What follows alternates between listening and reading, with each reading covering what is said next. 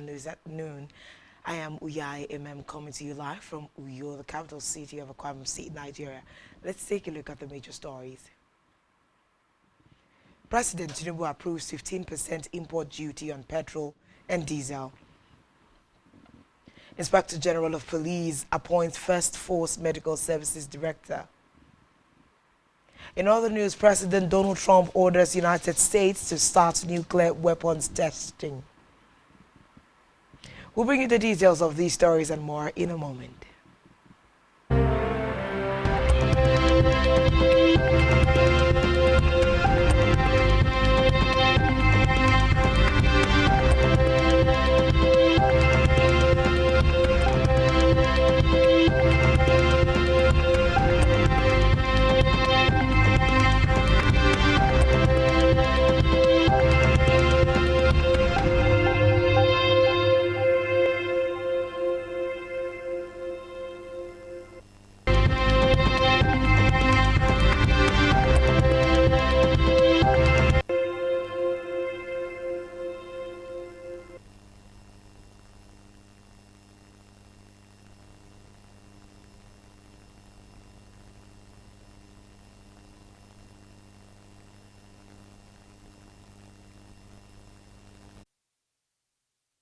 And thanks for joining us.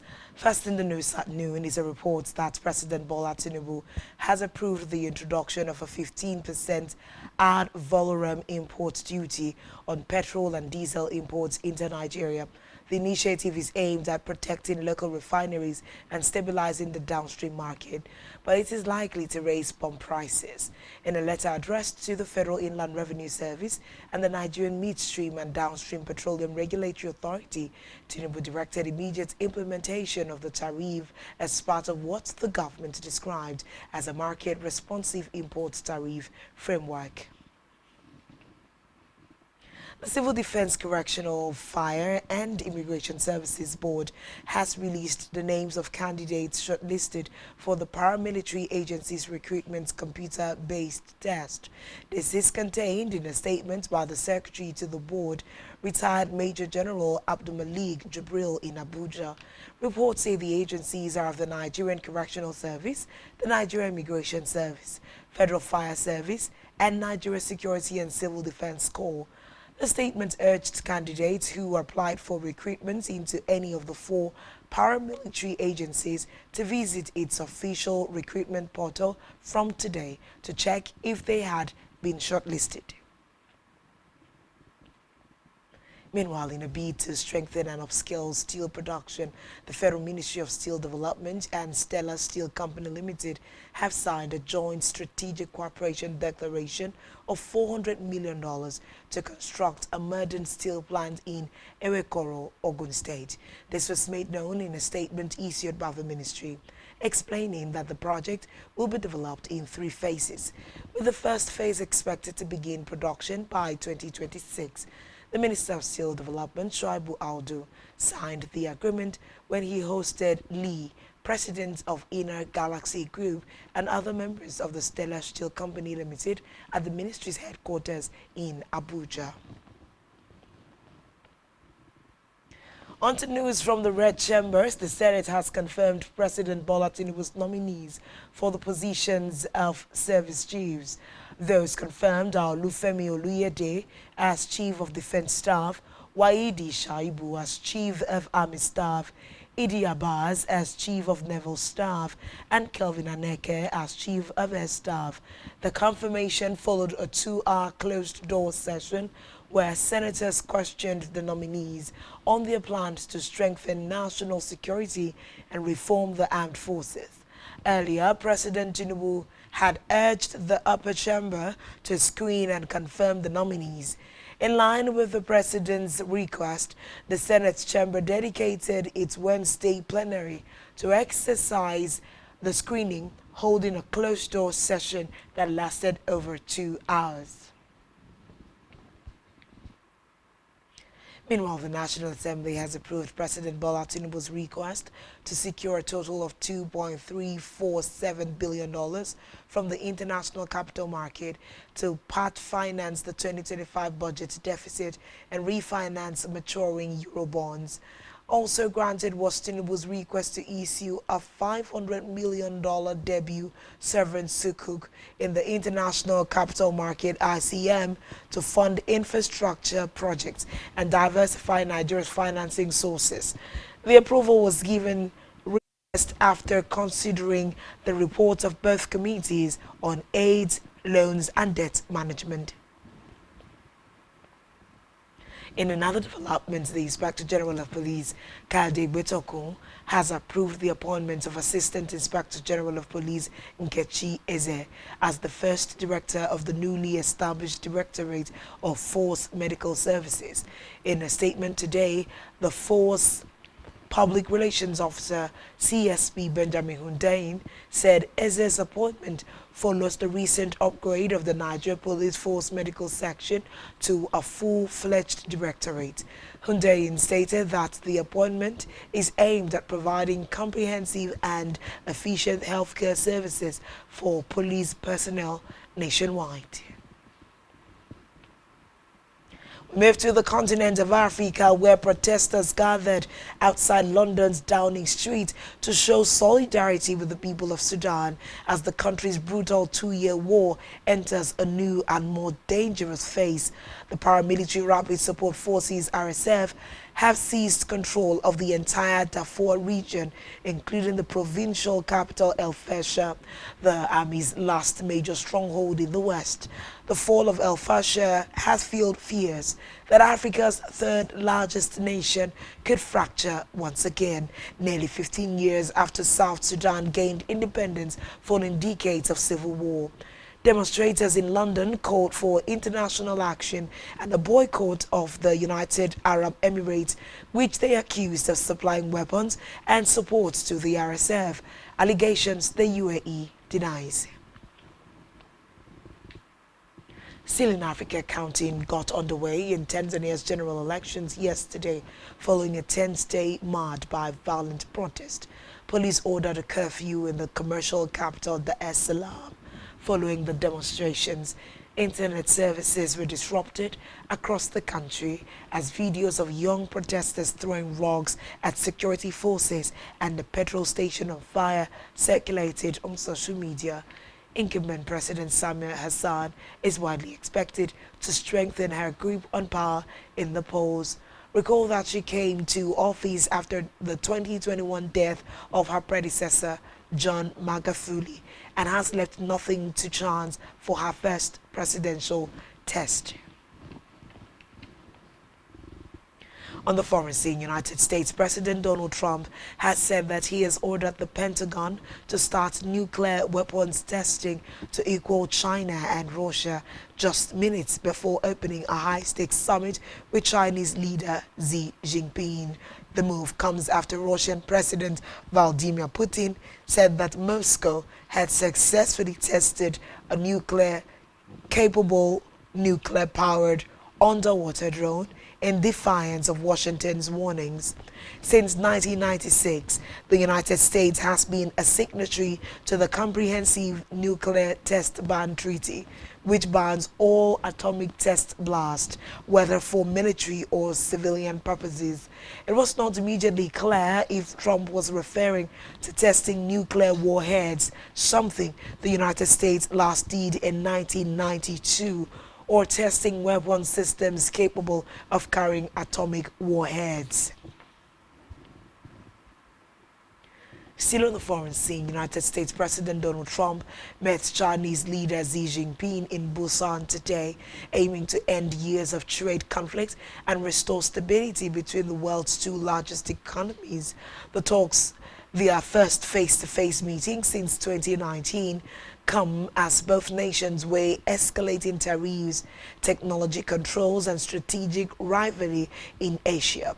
Trump's aggressive use of tariffs since returning to the White House for a second term, combined with China's retaliatory limits on exports of rare earth elements, has given the meeting newfound urgency.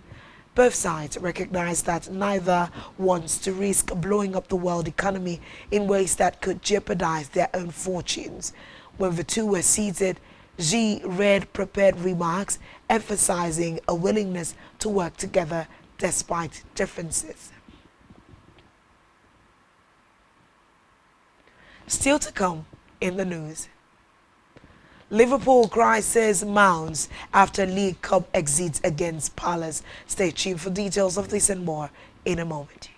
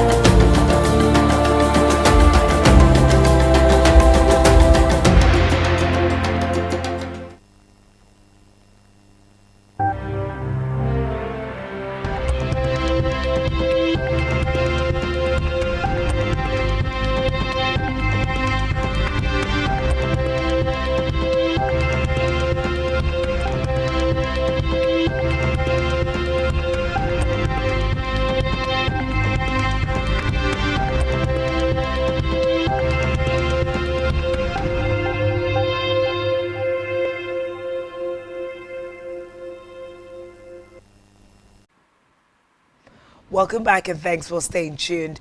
And now to conclude the news on these in the world of business, the World Bank Group says global commodity prices will plunge to their lowest level in 6 years in 2026, marking the fourth consecutive year of decline.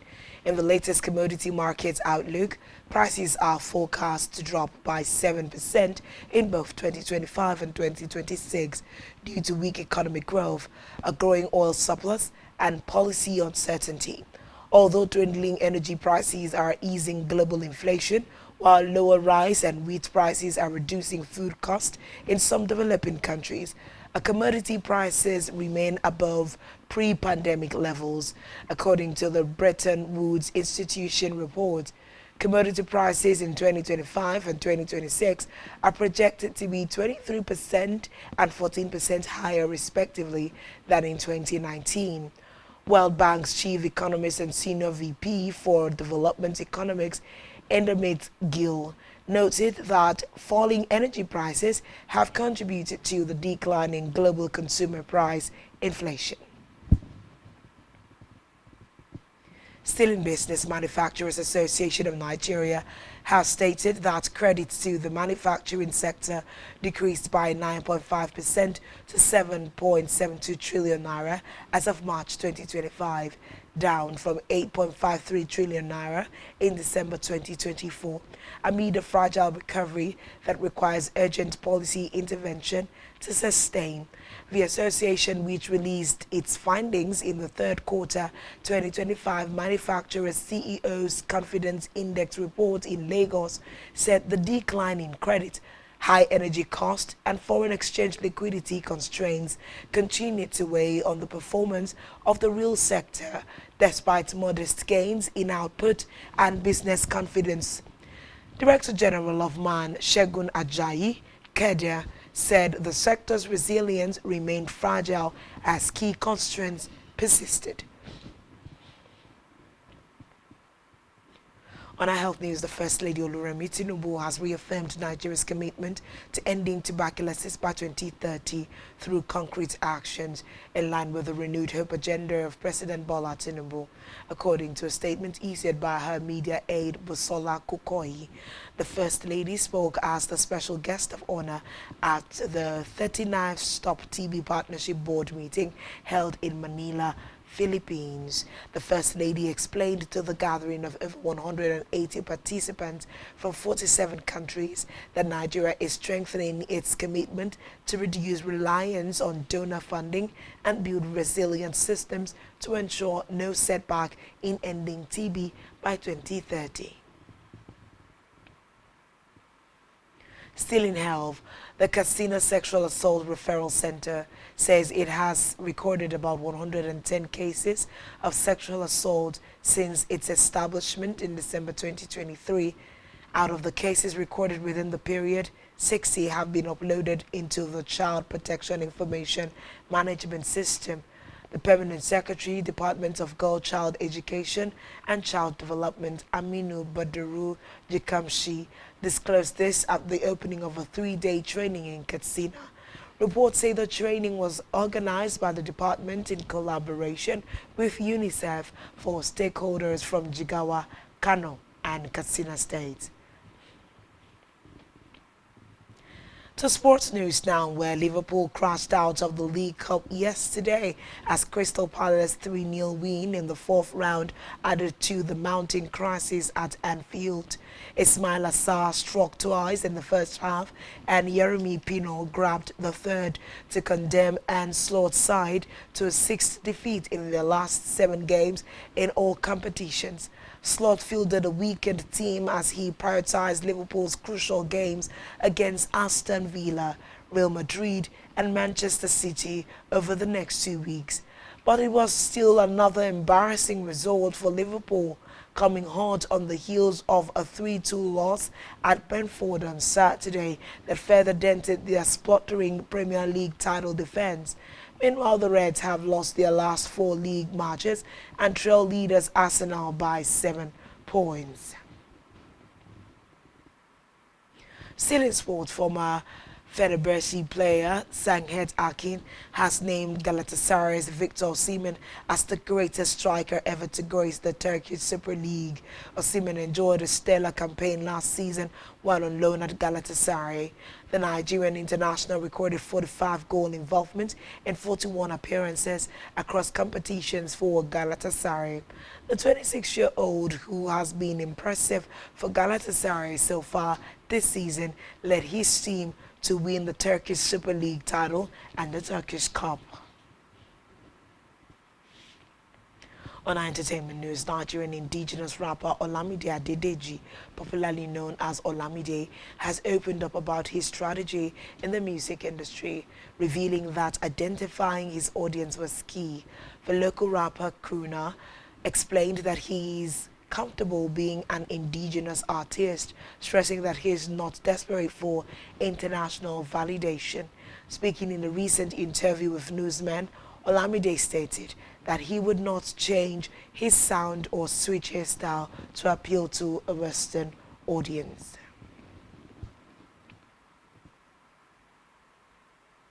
And that's all we're able to bring to you at this time. Do well to follow us on social media, subscribe to the YouTube channel, all of which you can find on our website, SpectrumTV.live.ng. This has been Spectrum Television News at 12. I am Mihai Imam. Thanks for watching. Enjoy the rest of your day. Good afternoon.